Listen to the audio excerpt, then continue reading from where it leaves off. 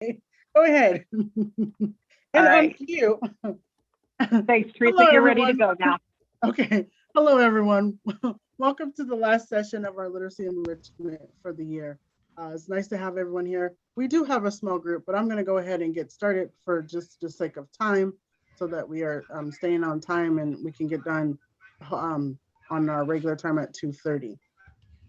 As I said before, uh, it's been good doing this. Really good doing this. I've had some fun. Hopefully you'll have some fun. This last session is going to be some activity filled, a lot of activities that you can do with this one that you can either, take with you and hopefully implement during the summertime, or you can implement during your after school program. Okay. If you are just now coming in the chat box, if you could tell us your name, your organization, and then answer the question, do they have a 4th of July in England? Um, some of you are probably like, hey, do they or do they not? The answer to the question is yes. Everybody has a July 4th. We don't go from July 3rd to July 5th. Everybody has the 4th of July. It's just here in the United States that we celebrate the 4th of July as our Independence Day. So hopefully that was one thing you're like, yes, got it, or man, got to try that again. Moving along. Just a little bit of housekeeping as we always go through this. Just encouraging participation. Make sure that you have your name. Like I said, it helps when we're talking. It puts the name to the face, to the voice when we're interacting with each other. Of course, utilize that chat box. You guys are always good at doing that. And then at any time you need to step away, just be mindful and turn off your video and your sound. I know, again, this is sometimes during people's lunchtime. So if you need to eat, feel free, do that. Just be mindful of others, please.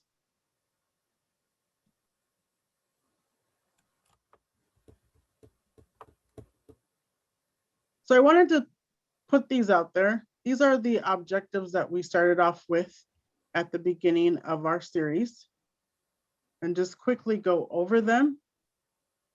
We had talked about identifying and creating ways to foster learning opportunities, helping with the gap that's occurring, and then actually now a bigger gap than ever. Reinforcing those literacy skills, so developing literacy skills as well as, if they already have those skills, just reinforcing them. And then exploring different ways that we can approach literacy, different perspectives. Like I had said at the beginning, this is not going to be something where this is going to be that whole research, evidence-based information. It was going to be content that was brought to you that's already been tested, activities that have already been done, just a different way of looking at literacy so that you can bring into your programs.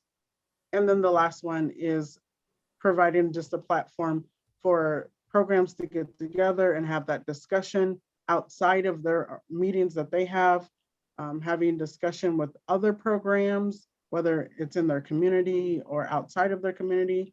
Like I said, we have programs that have been attending that are in different areas of Iowa. We're all running the same race. It's just how the different ways that we get to the end. So moving right along. So our agenda for today is I'm going to go over the 4-question strategy, just kind of introduce this strategy to you. It's a strategy that I've used throughout my years as being a classroom teacher, my years of doing after school programming as well. It's very effective and efficient. And then we're going to get into some literacy enrichment activities. We're going to go over the compare and contrast, do some read aloud and book clubs, talk about that, talked about theme literacy. And then we're going to end with an evaluation. So at the end of each year, we have an evaluation that we would like participants to participate in and just kind of give us some feedback on how this went. That way, if we decide to do it next year, we know what we need to improve and add, as well as content. So any questions in regards to the agenda? All right. Kind of looking in the chat box as well. Okay, moving on to the 4-question strategy. Just to kind of give you a backstory of this strategy, being a classroom teacher, or I should say former classroom teacher, there was all sorts of strategies and methods out there that you can use to create curriculum, to create activities, even all the way down to actually having like guest speakers come in your classroom. And it got to the point where I was like, okay, I'm using this method, and I'm using different methods. And it was like, okay, so I get to step 6 and then I'm jumping over here to step 5 for this method. And I said, I need something that's going to be efficient as well as effective.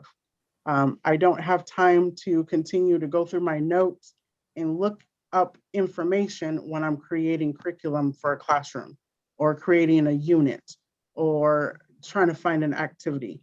So this is where the 4-question strategy came from, okay?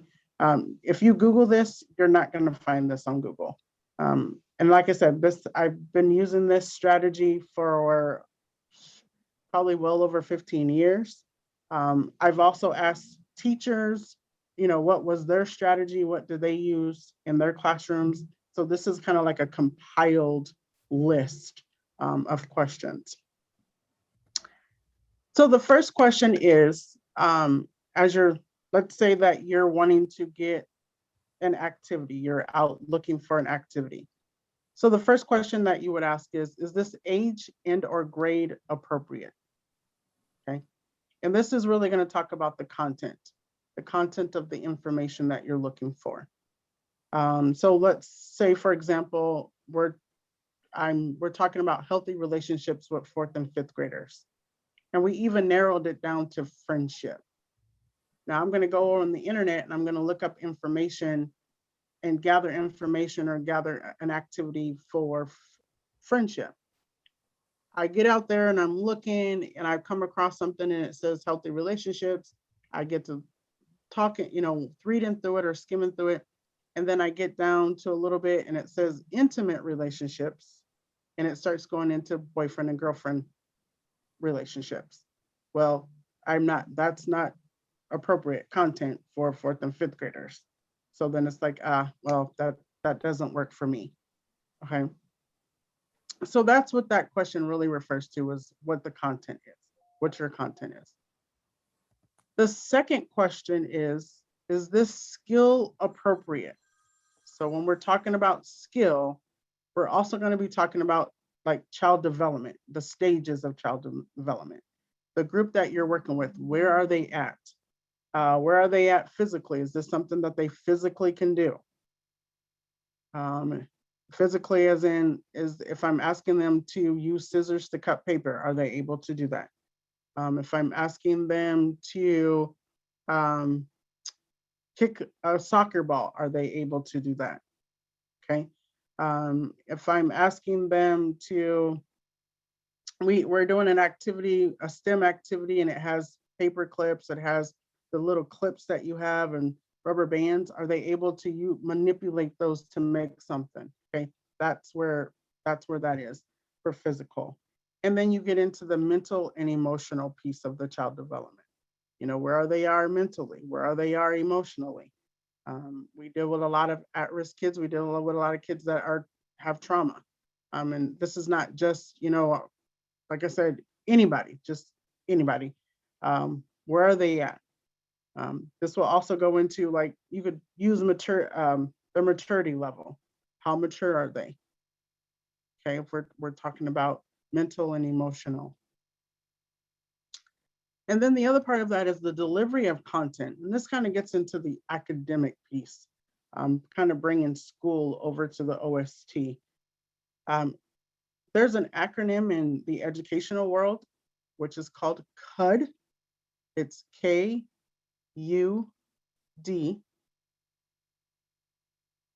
Okay.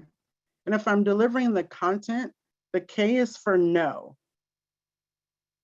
So it's the facts and information. What are we wanting kids to know? What's the facts and what's the information? The U is for understanding. And this is giving meaning. You know, we're going to give meaning to the topic. We're going to make those connection points of the subject. You know, so we're going to make the connection from the subject to the kids' world.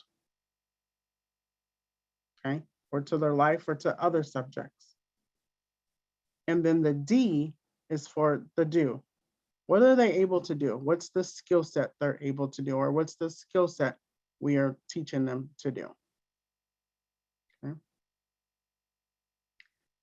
These two questions right here are the core questions for this 4-question strategy. Okay, because you may get out there and may look for an activity, come across an activity and find out, okay, well, it's great, but my kids, where the kids are, they're not quite there.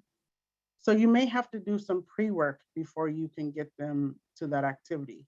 And pre-work would just simply be, you know, it could be something simple as just having a discussion. Pre-work could be, oh, well, we may have to do this activity to develop this skill to get to that, get to the next level, okay? The third question is, does this activity fit within the purpose? So whatever your purpose is, whatever your goals, or you can use the words objectives, whether it's for that particular day, for the week, however you have that set up, does this fit within our purpose? Because now, like I said, with everything going on, we're now really heading into being more intentional about what we bring into our program. Okay, it's not simply, okay, we're just doing this to buy time or to keep kids busy. Now more than ever, we need to be more intentional about what we bring into our program. And then the last one is this activity a medium to high level of interest? And we want it to be medium to high, because that always we have a continuous and engaging our kids. We want our kids to continuing to be engaged. Sometimes I'm sure that you've come across activities where the majority of the kids don't like it. So then now you have behaviors. Now kids are not doing what they need to do. So we always want to stay where it's a medium, high level of interest with those activities. Okay, so like I said, this is really quick.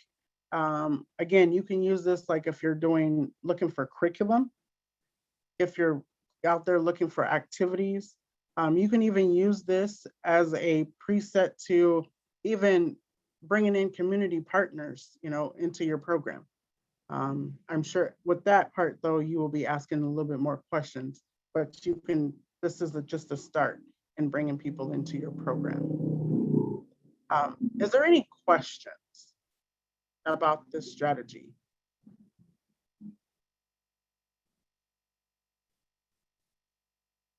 Any questions at all?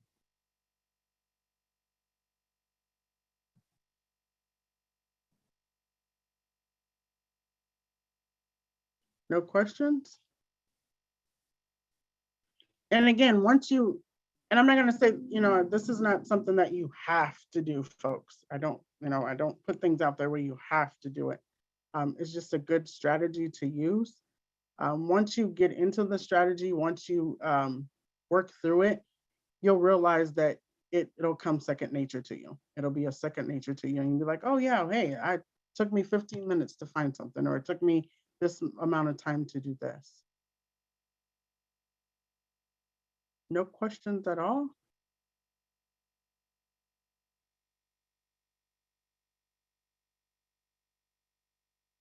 Okay, we are going to continue to move on then.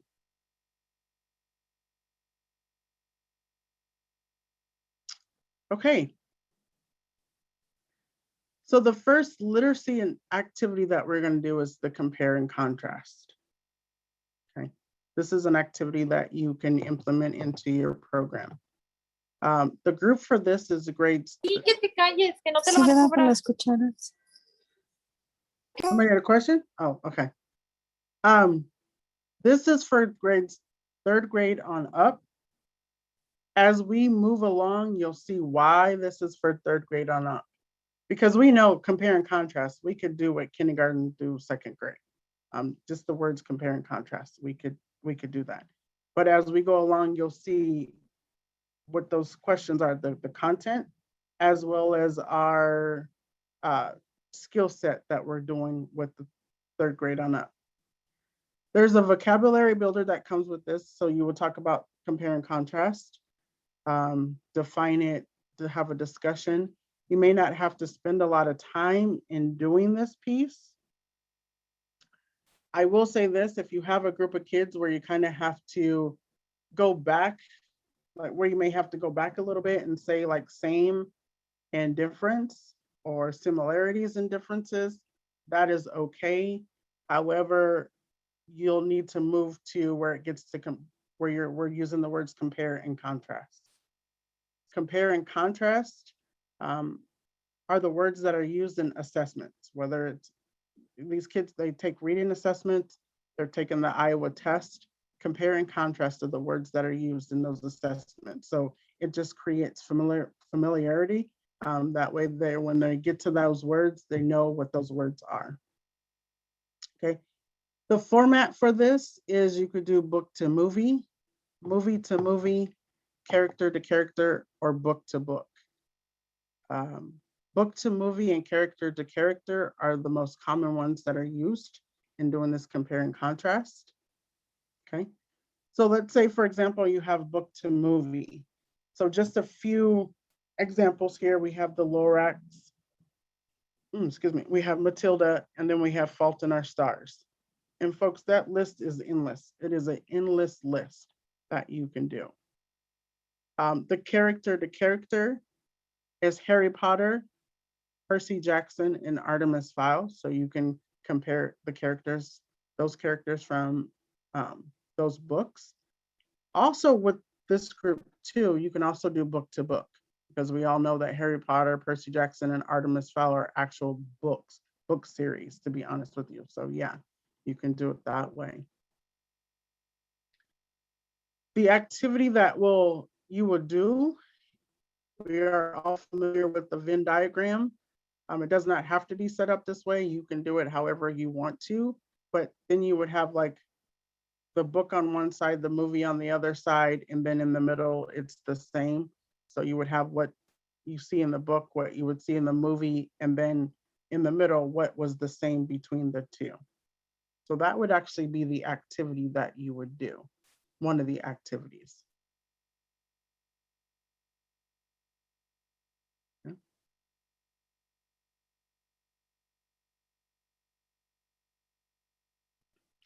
The skill set that you are either developing or you are reinforcing is critical thinking, communication, and relationship skills. These are the skill sets that kids are going to need to have, especially when they get to high school. Again, when they get to high school and they get into those English classes, folks, they're reading books.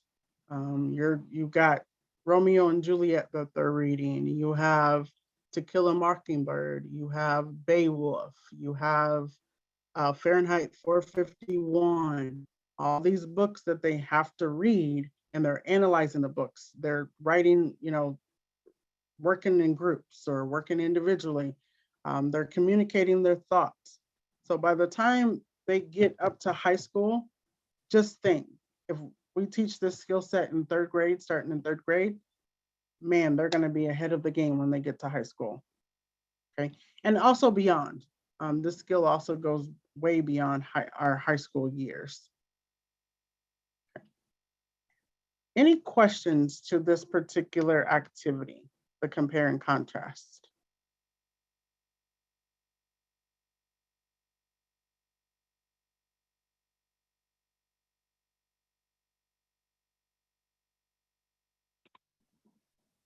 on any part of this? Got a It was a quiet, very quiet group today. very quiet group today. Caitlin says she likes the activity though. Okay.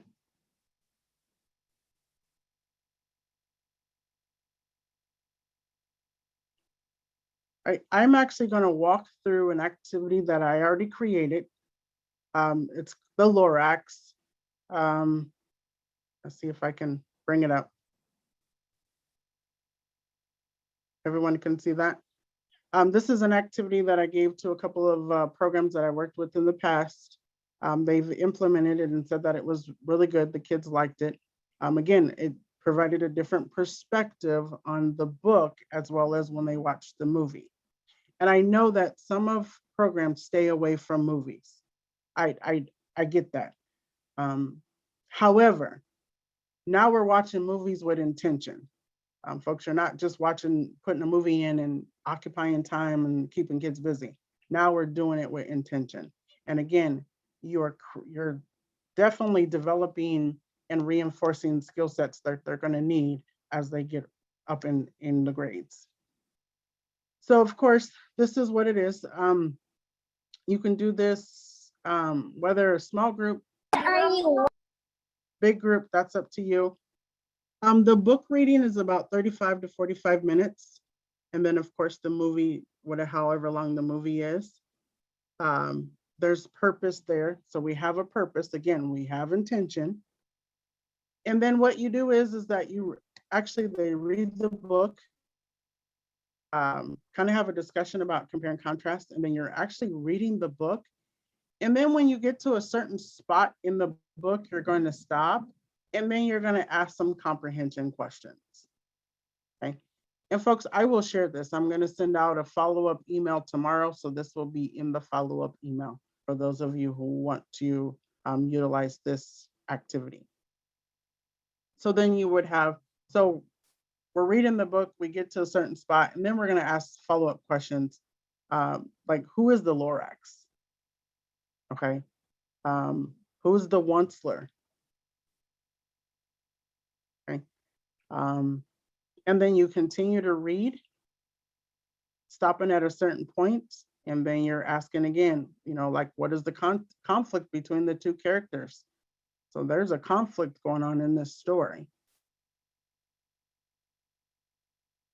Okay, and then you may ask them if they want to rewrite their own ending. You can stop there, or you can continue reading the book. That's up to you. And then you would go to the movie, watch the movie. And then when you're watching the movie at particular places of the movie, you will stop. And then you will just actually reiterate the answers that you went over while you're reading the book.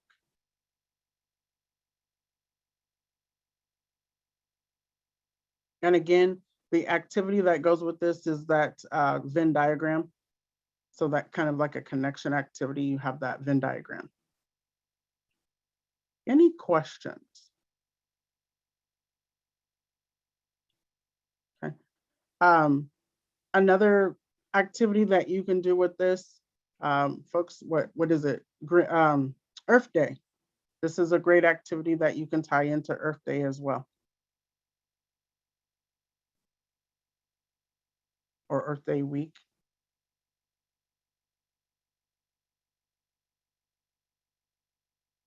But this one is the Lorax.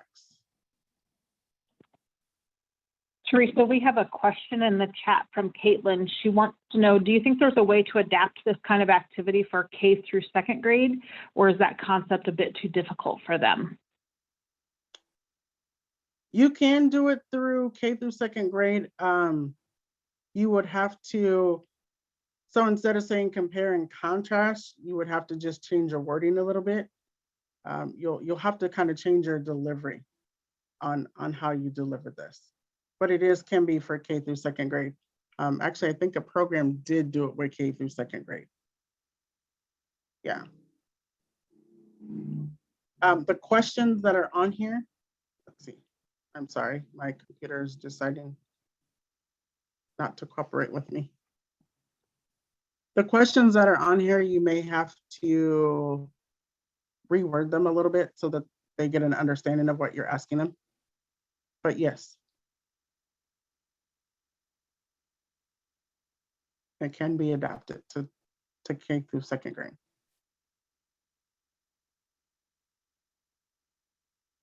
Any other questions? That's a good question.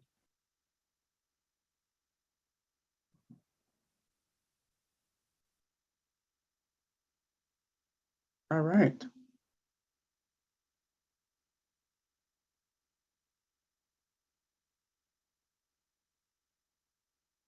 And Crystal, I know I said that I was going to do a break, but we're going to continue. Yeah, perfect. Thank you. Yep.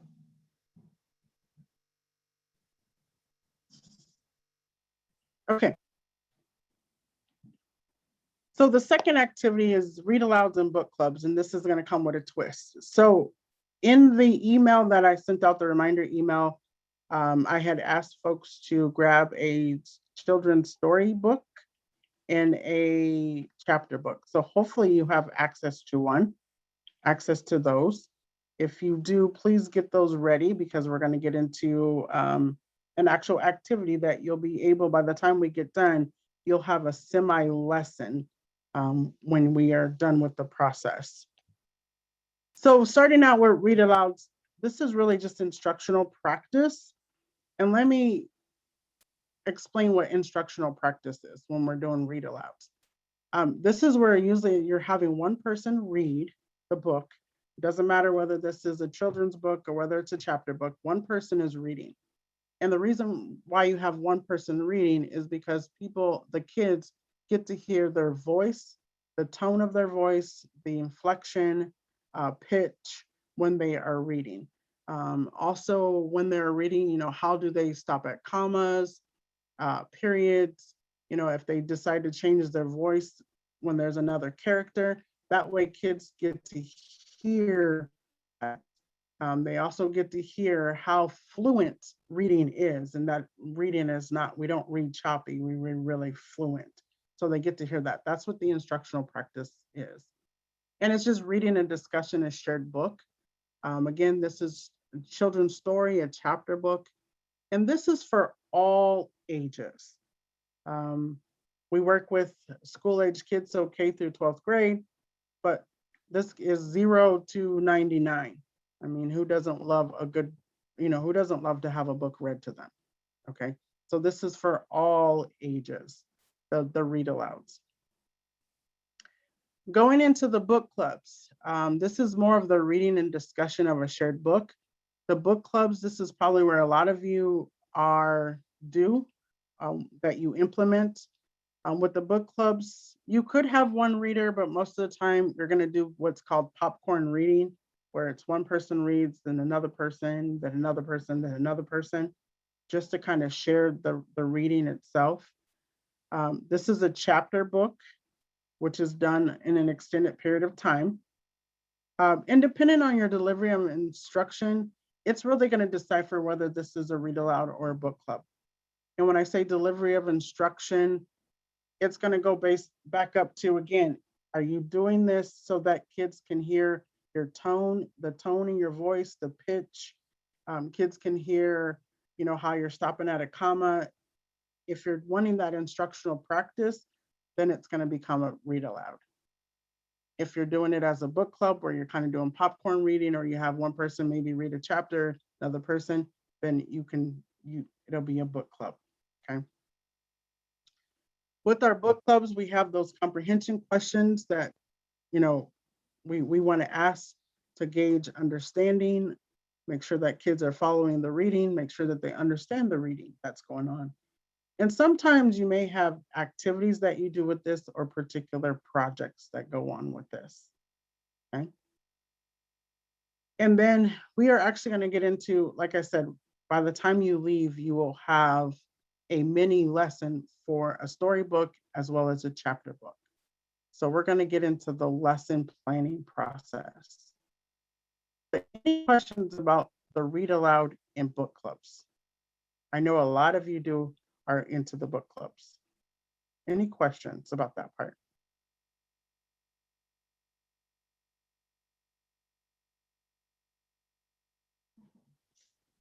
Okay.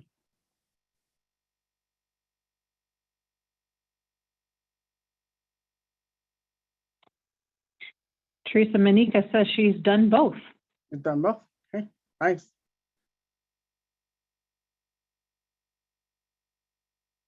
Okay, so go ahead and get the storybook out.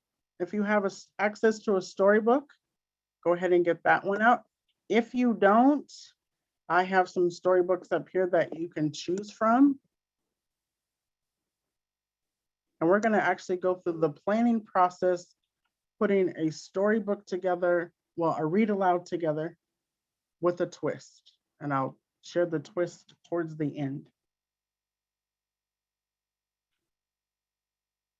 Okay. Everybody's got their book, or you chose a book? Okay, looking at whatever book you have, looking at the book cover and the title, this is the first step in this process. What are some discussion questions you can come up with? What are some discussion questions that you can come up with? Just looking at the book cover and title.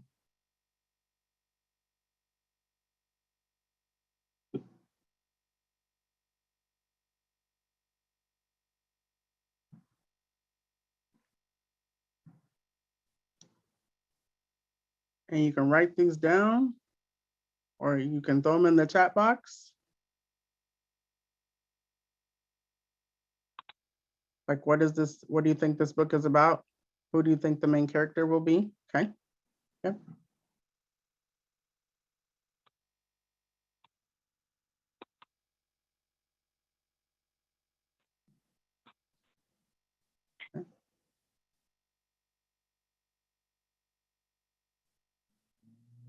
And just come up with a couple. You don't have to come up with a lot.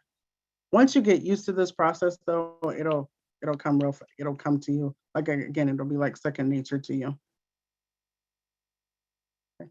So this group of questioning is going to be our before reading questions. So we're going to call this group of questioning before reading questions. These are questions that we ask before we read. Yep. What do you think the book will be about? Why did they choose the title? Why did the author choose the cover? Okay, yeah.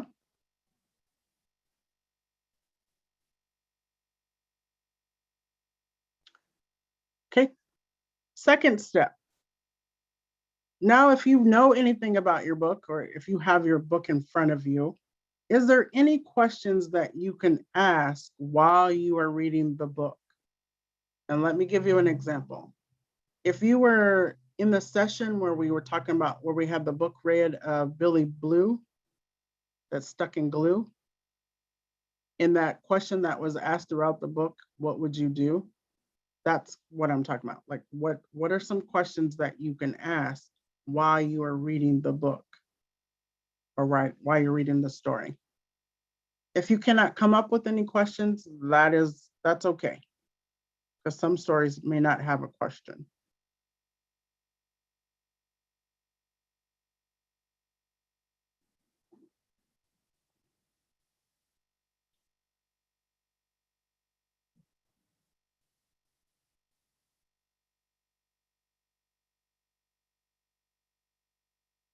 Okay. These questions are going to be called during reading questions, or while reading. This group of questioning. Ms. Teresa, I have a question. Yes, Mr. Jean. The during reading, while reading questions. So you're saying, like, as I flip the page and I'm reading along, if I can just come up with a question of what's going on that page, correct? Correct, yes. Okay, Yep. cool. I just need to make sure I'm on the right page. Yep. Mm-hmm. Thank you.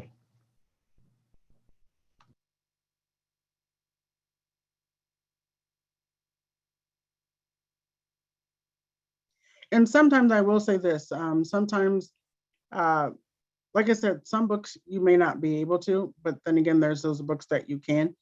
This actually helps when you're doing a storybook, because this also helps kids to stop and process their thoughts.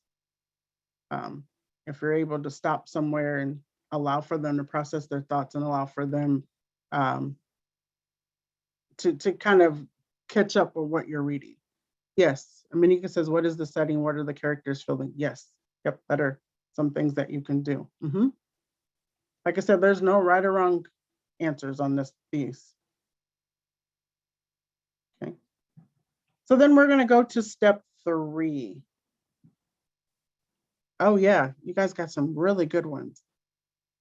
Backing up a little bit, the Cora says, why do you think the author chose to put that in? What is that character feeling? How do you think the story will end? What do you think will happen next? Yes. Again, allowing kids to catch up to the reading, allowing them to process the information that's being read to. Okay, to step 3. What are some questions that you can ask after you are done reading? So what are the questions that you can ask after you're done reading?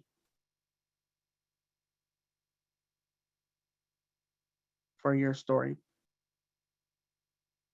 And again, some of you have questions that you can revisit again that you've already asked before. But what are some questions you can ask after you're reading?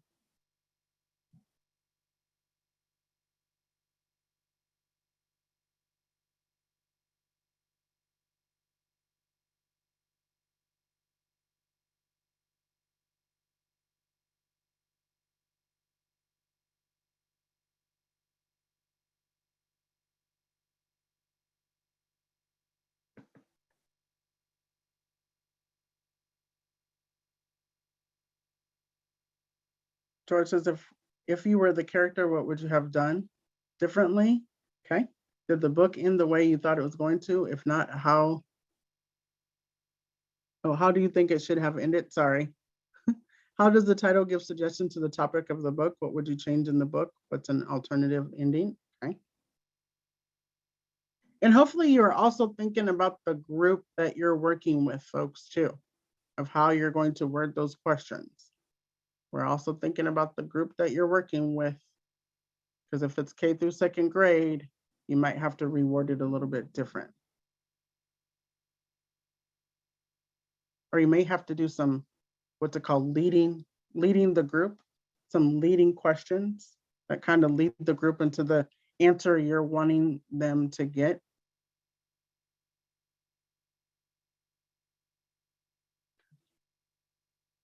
Any questions about that part of the process?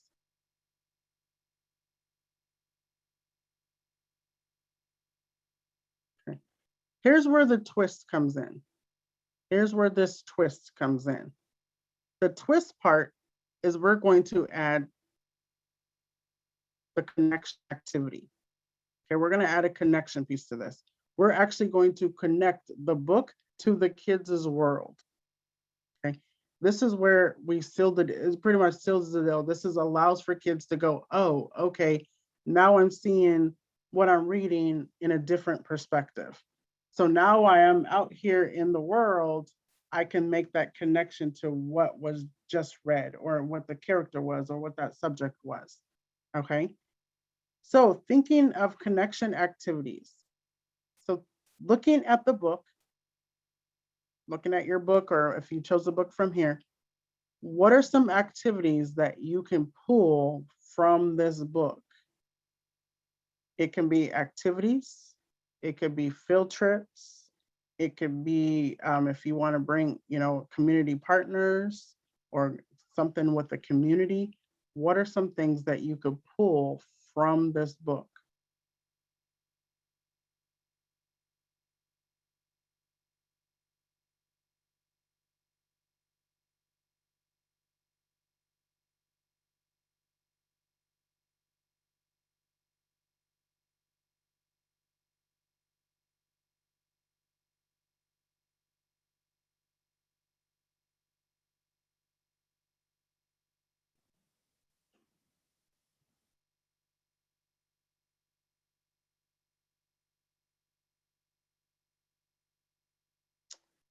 If I was just kind of give you an example, like the caterpillar one, the very hungry caterpillar, If I was to choose that one, we probably would go out and look at caterpillars. Find caterpillars if we are able to get outside. And talk about different caterpillars. Okay, the book I chose was Chicken Little. Yeah. And so it's kind of a story of Chicken Little thinks something happened, so he tells another person, who tells another person, who tells another person, and it keeps going. So I think maybe, and then at the end, it's like everyone's freaking out over a miscommunication. So maybe like a game of like telephone Mm-hmm. with the kids to see how information can change as it's passed along. Exactly. Nice one. Nice one. We were talking about painting projects. Yep. Yeah, The colors. I chose the book The Day the Crayons Quit. And so you could talk about the colors blending together and working together instead of one individual saying that they didn't think that they mattered, but everything matters together. Yes, yes. Mr. Jean, how to catch an elf. Making elf costumes and pretend the student is an elf and try to catch them. There you go.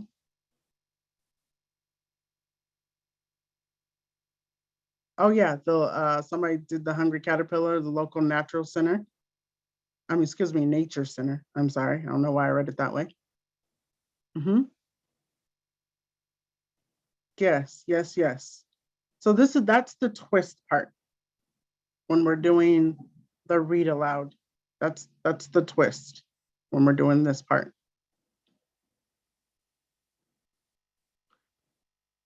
Any questions about this process for the storybook? Very nice ideas. And thank you for those who are participating. Yes.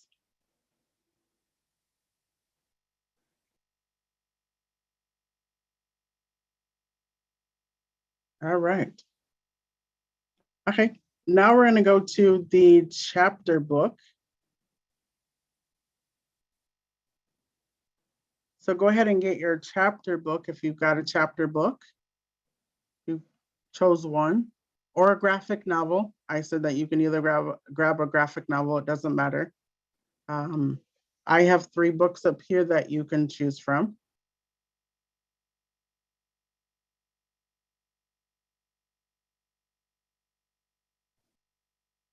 And now we're going to go through this process, but this process is going to be a tad bit different. So please don't work ahead because it's a little bit different than the process we did before. Okay. Everybody got their book, chose the book? Okay. So looking at your book cover, your title, okay, what are some themes that you can pull from your book cover and title? What are some themes? And I'll give you an example. So if I'm doing Junna B. Jones, the one-man band, we may be talking about music. That may be a theme.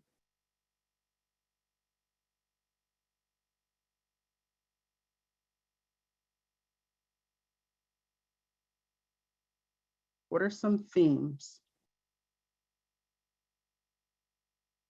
Okay, how to be a detective, okay.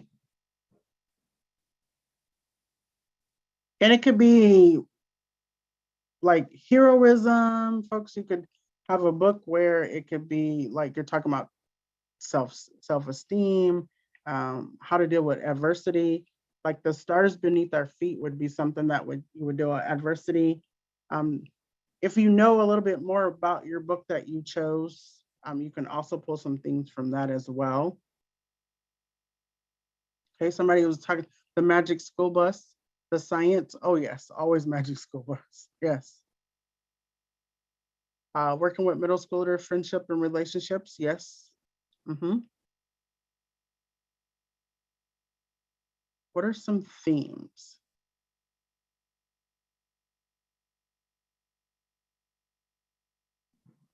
Okay. Also looking at your book cover and title, what are some discussion questions that you can pull out? What are some questions that you can come up with?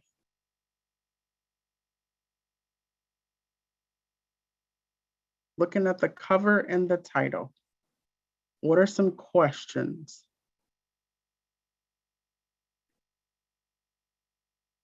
And this is still part of step 1.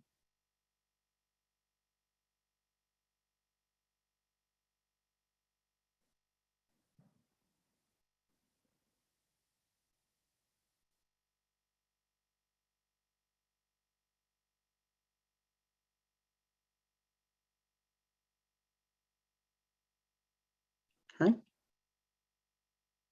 So of course, this set of questions that you ask are going to be before reading questions. Those are going to be those before reading questions that we have.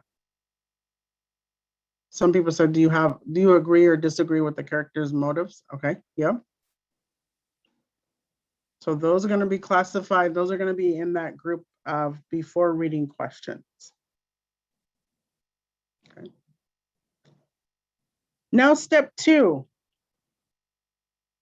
This is the part that switches up.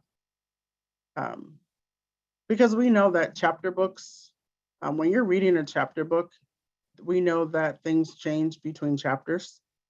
We know, the conflict is going to change. We know characters may change. That there's different changes between the chapters.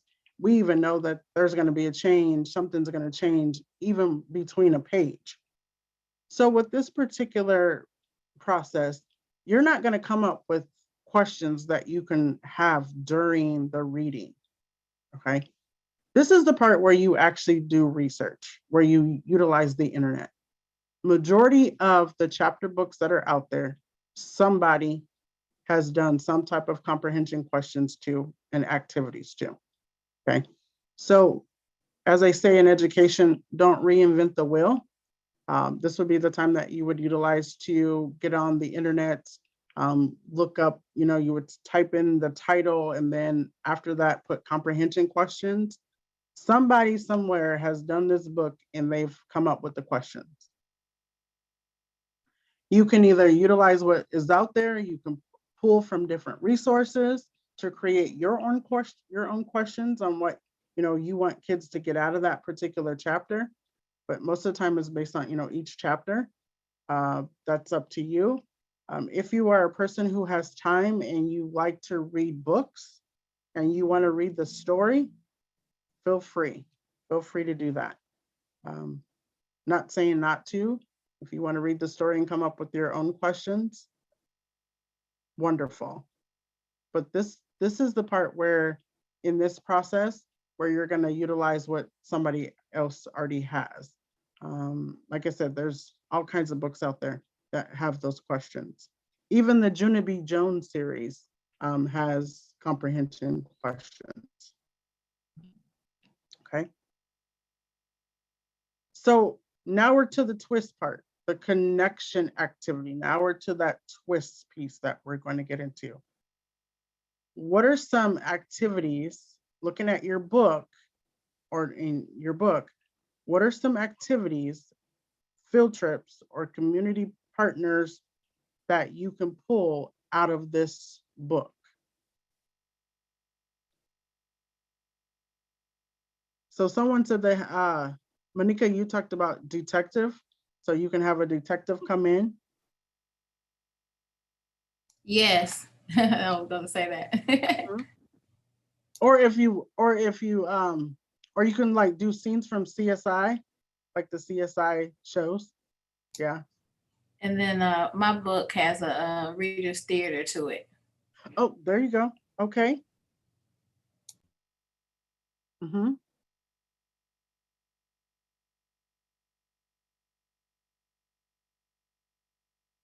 Somebody had the Magic School Bus. Always go to the science museum, some type of science museum, or have somebody come in and do science.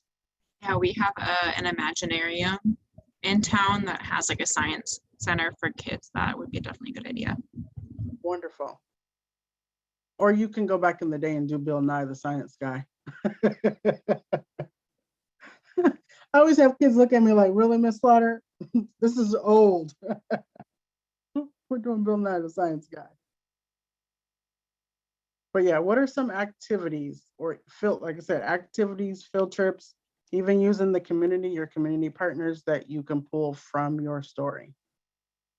Because again, we want to make that connection between the story and the kids' world.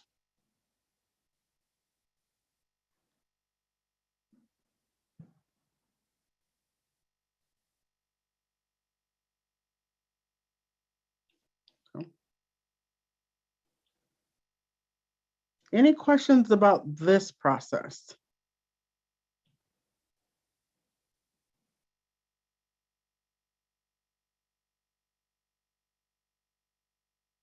And I will say if you do decide to utilize this process, when you do get started, it takes a while. But once you do it over and over, multiple times and get used to the process, it gets pretty easy. It starts to get easy and you'll realize that after a while, you probably didn't have 5 lessons that you already put together. And if you are an avid reader, you will have just awesome fun doing this particular activity.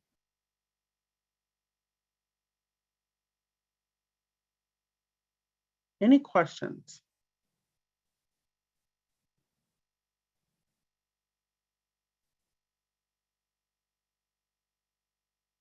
Any questions with any one of the 2 processes that we just went through?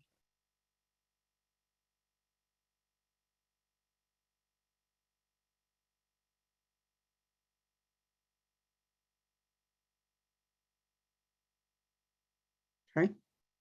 I'm actually going to share one that I put together. This is a graphic novel one. I'm happy to share with programs. This is one I needed to come up with something for our middle schoolers, and I also wanted to come up with something for our reluctant readers. So this is focused on some graphic novels. This is actually a themed 6-week reading book club, if you want to call it. So week 1, they start off with Finding Myself, and then week 3 and 4, it's Friendship Circles, and then 5 and 6 is Laughing Out Loud. So it starts with the person, then it goes to the outside, so their outside circle, and then it goes to the bigger circle. And it just, like I said, it has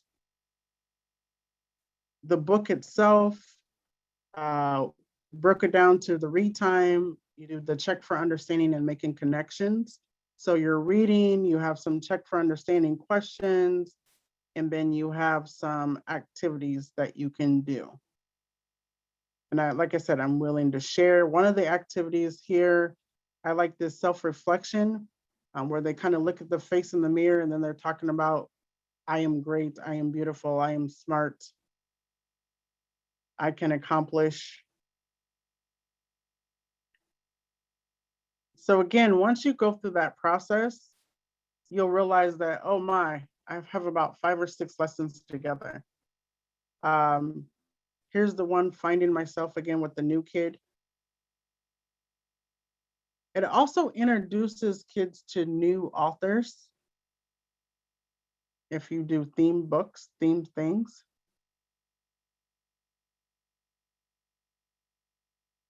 But yeah, just something willing to share. Ah. All right. All right. Well, if there's not any questions, we're going to continue. This is actually the last activity. And then we have that evaluation that we would like for you guys to complete. So this particular one, this is called Themed Literacy. This is really just a collection of books that you have that you put together either based on subject or based on themes. The format for this can be done in multiple ways, but going back to what we got together for, literacy. So the reading, the writing, and discussion. Okay. The best practice, again, is those connection activities, folks. The connection activities would be best practice. if you were to choose the reading, like, let's say you have about 6 books and you're talking about, I'm just gonna use one of my examples. I'm doing the Inventors Workshop. And I have 6 books. I may only choose about 2 of those books to read.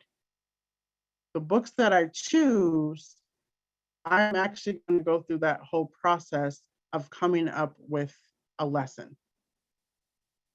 Right?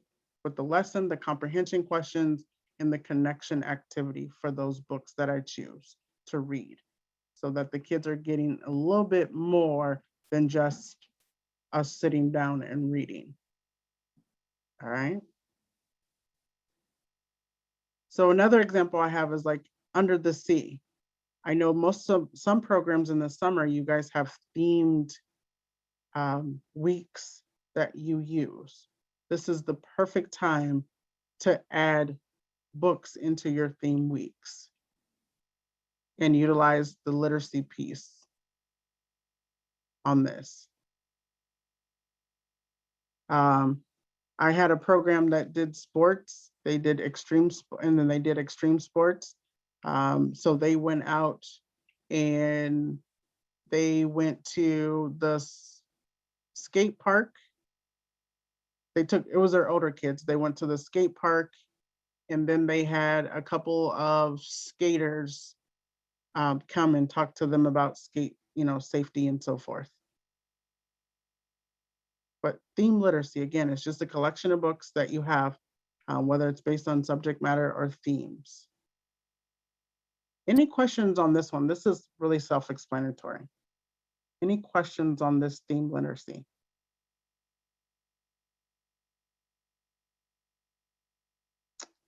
Really quiet group today.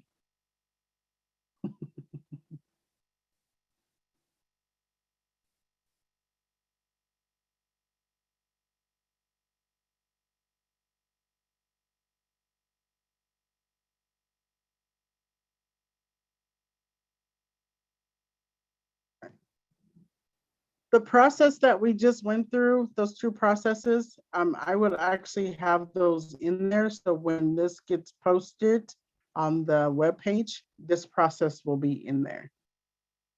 Okay, so you don't necessarily have to write it down. It will be included in the presentation as well. But any questions on what we covered today?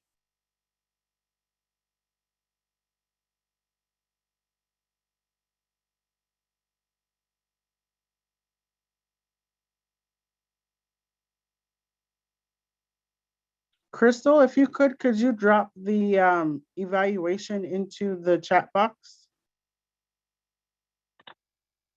Yes, ma'am. Let me grab that link. Okay. So Crystal's gonna go ahead and drop the link into the chat box. I'm actually gonna do a stop share. Go ahead and fill out that evaluation.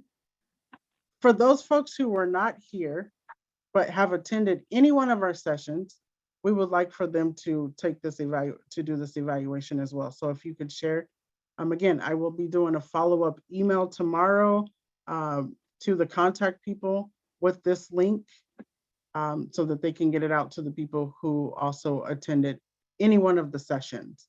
We're looking for feedback, see how well this went this year. Like I said, this is a different format that we utilized this year than last year. And we're hoping to continue, and we want to improve what we need to improve. Any questions? George says, I like the idea of the themed, I'm sorry, my chat box just disappeared on me. Of the theme reading, especially in the summer programs. Yes, it gives them a chance to choose a topic they enjoy. Yes. Yes, yes, yes.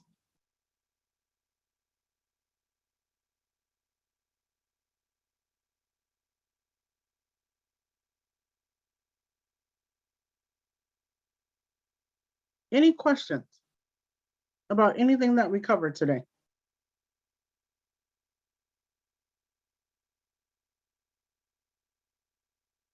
Small, quiet group today.